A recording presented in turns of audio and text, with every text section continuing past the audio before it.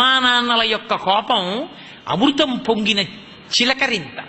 అందుకే తల్లిదండ్రుల కోపంతో మాట్లాడినప్పుడు అర్థం చేసుకోలేని కొడుకు కూతురు ఘాతకులు, వాళ్ళ జన్మకి ప్రయోజనం లేదు. తండ్రి కోప్పడితే తన కోసం కోప్పడ్డావు, బిడ్డ వృద్ధిలోకి రావాలని కోప్పడతాడు.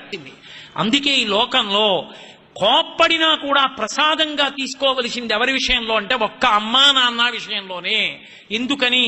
అది దిద్దుబాటు కొరకు తప్ప, వాళ్ళు బాగుపడాలని తప్ప, వాళ్ళు పాడవ్వాలని కాదు. తల్లి కోపాన్ని తండ్రి కోపాన్ని వక్రీకరించి చూపించి మేం పెద్దవాళ్ళమయ్యాం మీరెవరు కోపగించుకోవడానికి అని అడగడం సాహసం. ఎంత వయసు వచ్చినా తండ్రి తండ్రే, తల్లి తల్లి. వాళ్ళ మాటలలో తప్పు పట్టడానికి, ఆ మాట మాట్లాడడానికి, వాళ్ళకున్నటువంటి అధికారాన్ని ప్రశ్నించడానికి బిడ్డలకి అసలు అర్హత, అధికారము, హక్కు లేనే లేవు. అంతటి గొప్ప దైవస్వరూపం అమ్మ.